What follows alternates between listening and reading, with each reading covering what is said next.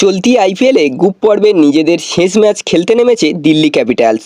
ঘরের মাঠে লখনৌ সুপার জায়ান্টসের সামনে 209 রানের লক্ষ্য দিল তারা। শুরুটা ভালো করেছিলেন অভিষেক পোড়েল, দ্রুত রান করছিলেন তিনি। অর্ধশত রান করেন বাঙালি ক্রিকেটার। তিনি আউট হওয়ার পরে রানের গতি কমে যায়। শেষের দিকে হাত খোলেন স্টাফস।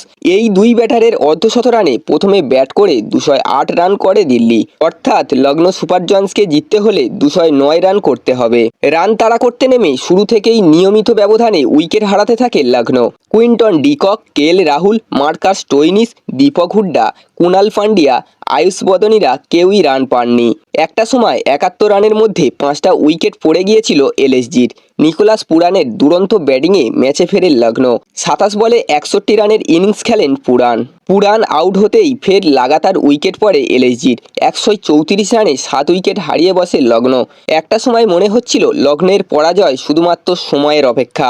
শেষের দিকে ঝোড়ো ব্যাটিং করে এলএসজির জয়ের আশা জাগান আরশাদ খান। 33 বলে 58 রানের ইনিংস খেলেন তিনি। অপরাজিত থাকলেও অপর দিক থেকে উইকেট পড়ায় শেষ রক্ষা হয়নি এলএসজির। 20 ওভারে 9 উইকেটে 189 রানে থেমে যায় লখনৌ। বন্ধুরা, লখনৌ বনাম দিল্লির ম্যাচটি আপনাদের কেমন লাগলো অবশ্যই কমেন্ট করে জানাবেন। ভিডিওটি ভালো লাগলে একটা লাইক করে দেবেন এবং এই ধরনের ক্রিকেট নিউজ প্রতিদিন পাওয়ার জন্য চ্যানেলটিকে অবশ্যই সাবস্ক্রাইব করে দেবেন।